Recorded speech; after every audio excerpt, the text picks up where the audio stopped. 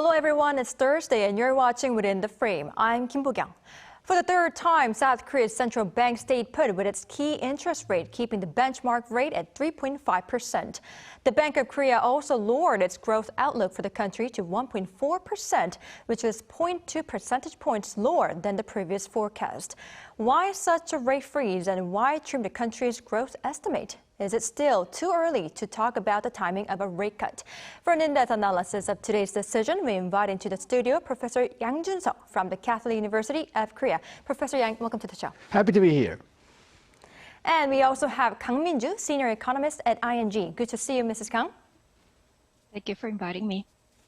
All right, first question to our Professor Yang. As widely expected, the Bank of Korea maintained its current base interest rate at 3.5%, which is the third consecutive rate freeze. What were the main reasons for the decision? Okay, I think the Bank of Korea were basically looking at three components.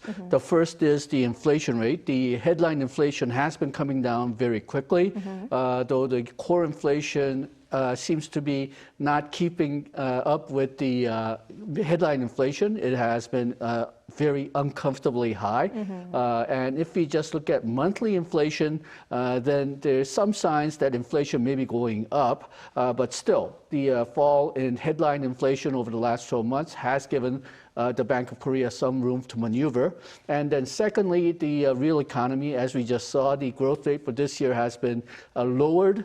And other research institutions, other agencies have been down, lowering the growth rates for Korea for this year as well, with some private institutions going as low as very low 1% range. Now the labor market is doing well, but still the economy, the real economy seems to be slowing down. So that probably made the Bank of Korea very reluctant to raise the interest rates. And finally, the currency market, if there was a big problem in the big volatility in the currency market, the Bank of Korea probably would have seriously considered raising the rates, but because the currency market has been relatively stable, won has been weakening, but it's not weakening very quickly, or the weak won, the lowering of the value hasn't been accelerating. So it seems to be within parameters that the Bank of Korea can live with.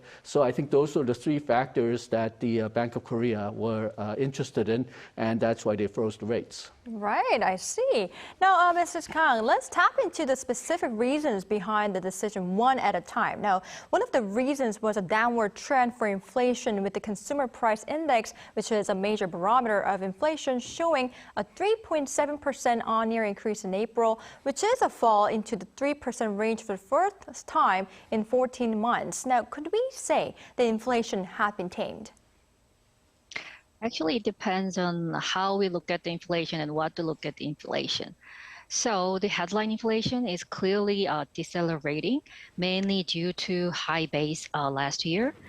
Global commodity prices such as oil, gas, and food prices all leveled down very significantly compared to the previous year. However, if you look at the core inflation, excluding food and energy, it still runs at 4% and edging down very slowly from the recent peak of 4.3% last November. So I think that inflation continues to slow down.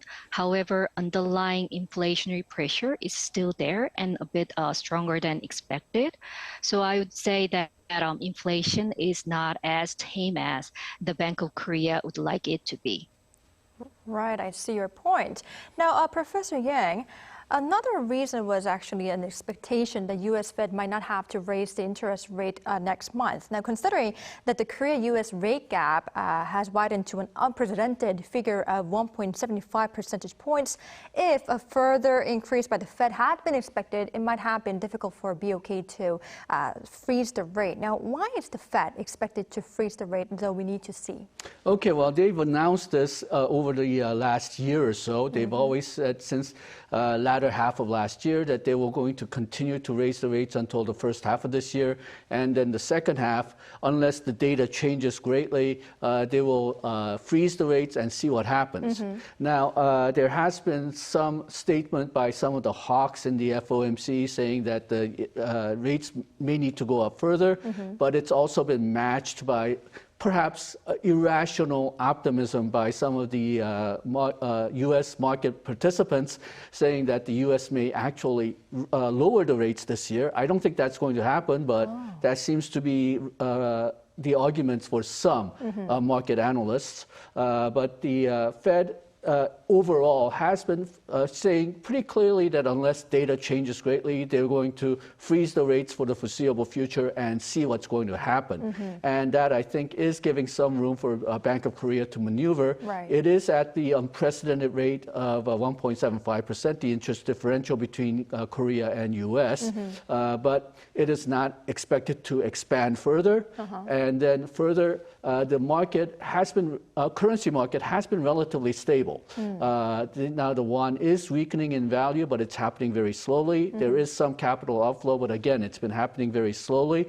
So as long as the currency market and the international capital flows remain relatively stable, even though it may be weakening, as long as it's doing so slowly and is stable, doing it slowly, then I think the Bank of Korea, because of the slowdown in the real economy, real domestic economy, I don't think they will try to raise the rates.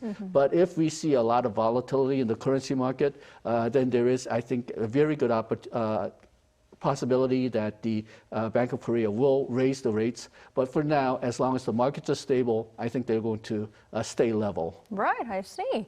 Now, Mrs. Kang, another factor the Bank of Korea had to consider is a slow economy and concerns over a slump, like our Professor Yang said. Now, South Korea's exports continue to lose ground in May, putting its trade balance in the red. According to the Korea Customs Service, the total export value for the first 20 days of May was about 16% lower on year. Why is this, and how is the trade sector looking right now? So far, the weakness in exports have been driven mainly by IT/semiconductor exports and export to China. It is already a well-known factor, but now we are more concerned about that the weakening trend in export appears to extend to other major export items such as automobiles, and also by destination, exports to developed market also has been very rapidly moderating. For example, auto export, actually it had been very robust, supported by the improvement of global supply chain and global catch-up demand.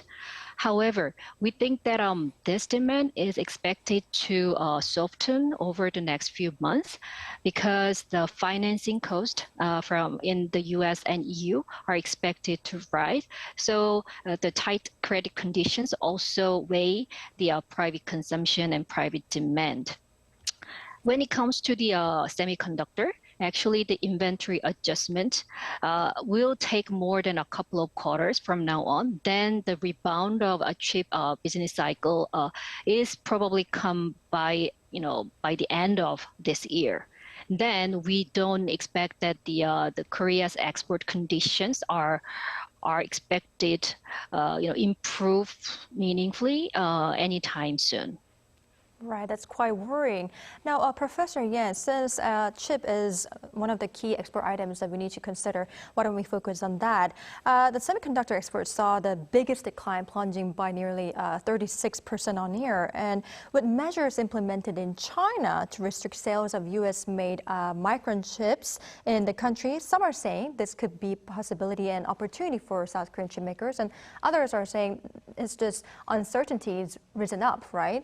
What's your view on this? Okay, well, there has been some report that the United States government has asked Korean government not to make up the reduction from the micron sales ban, but that has not been confirmed by either the U.S. government or the Korean government. It may be just rumors. Okay. Now, as far as the United States is concerned, while the United States does not want China to have state-of-the-art chips, I'm not quite sure that about legacy chips, the older chips. A lot of these older chips are used in Chinese exports, which go to, among other places, the United States. The United States is still very much dependent on China for consumer goods. I believe last year they had U.S. had highest trade deficit with China in their recent history. So if the semiconductor sales to China stops, then that means the Chinese prices of Chinese exported goods to the United States will rise, and that will not help with their inflation problem. So I think the U.S. strategy is that for legacy chips, the older chips, the chips that are not clearly so important to U.S. strategic interests, they may not care that much about how much of those chips flow to China just to keep the prices of exports and prices of consumer goods in the U.S. down. So this may actually be an opportunity for Korean companies to expand their sales, but it's not quite clear whether they can because, well, some of the provisions in the CHIPS Act is that they do not increase domestic production in China. So there might be some problems, but I think fundamentally, I think United States will not be too concerned about older chips going into China. Oh, interesting point to know. Now, Ms. Kang, originally, staying on the trade front here, we expected China's reopening of its economy would widely boost Korea's exports. However, it seems the impact has been very weak so far. Why is it, and when might we see the improvement regarding this part? Actually, the China's recovery has so far been mainly driven by private consumption, more specifically by service consumptions such as eating out, entertainment, leisure, and domestic travel. That's why the positive spillover effect on the global and the Korean economy has been very limited so far.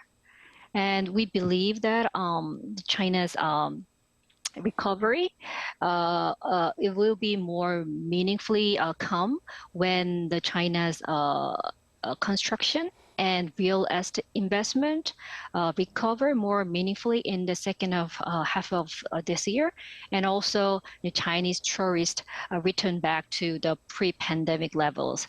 So then, probably we will see more a significant positive impact on Korea's economy.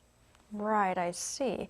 Now, Professor Yang, focusing on the domestic frontier, tax shortages are another problem. I hear the government is not considering a supplementary budget to ensure the country's fiscal soundness despite the fiscal deficit.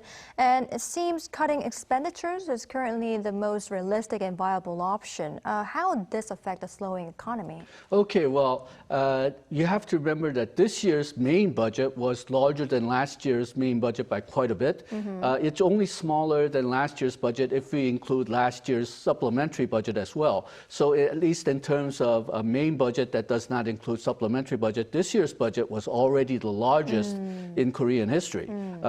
So I think it's somewhat early to think about supplementary budget to blow the budget even higher. Okay. Now, having said that, though, this is always a problem when you obsess over balanced budgets. Whenever there is a recession and the economy needs a boost from government expenditure because of the balanced budget requirement, the expenditure goes down, and that tends to have government expenditure not act as an automatic stabilizer, but something that makes the economy even more unstable.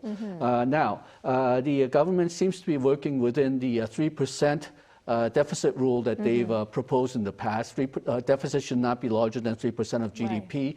And only, I think, about 2 or 3 times when Korea had an extraordinary economic crisis did the government deficit went over 3% of GDP. So at least for now, yes, this is an economic slowdown, but I don't think you can call it a crisis right now. Right. So I think right now you do have enough headroom to work within the existing budget, but we'll have to see how worse the problem goes. But I think it is much too early to talk about supplementary budget. And because we have an election next year, it might not be economic elements that will figure into the arguments about supplementary budget, but rather political elements. And that's, I think, going to be very harmful if we decide on supplementary budget just based on political elements. Oh, I see. Too early to talk about the budget side.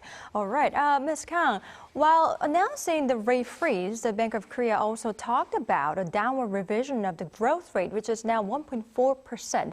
And previous projections were at 1.7% last November and 1.6% this February. What does this imply?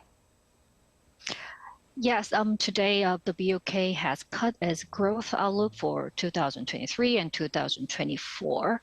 Actually, we believe that still the BOK's outlook for this year's growth is quite optimistic, because we forecast that the growth rate for this year should be lower than the 1% level. But anyways, now I think, today they did not change their forecast for the inflation outlook, which sends a very clear signal to the market that the BOK's policy priority will clearly be given to inflation in near term. But we believe that once the inflation comes down to 2% level in sometime in second half of this year, then they should consider more seriously about the potential level of growth and softening of domestic demand. Right. I mean, it's quite surprising to hear that BOK's projection is still quite optimistic. Now, Professor Yang, the debt ceiling deadline in the U.S. is approaching. However, a meeting between President Joe Biden and House Speaker Kevin McCarthy's ended without a tangible result. And experts are warning that U.S. debt default will spark a major crash in stock market and generate a deep recession like 2008 financial crisis. What's your view on this? How is it going to affect?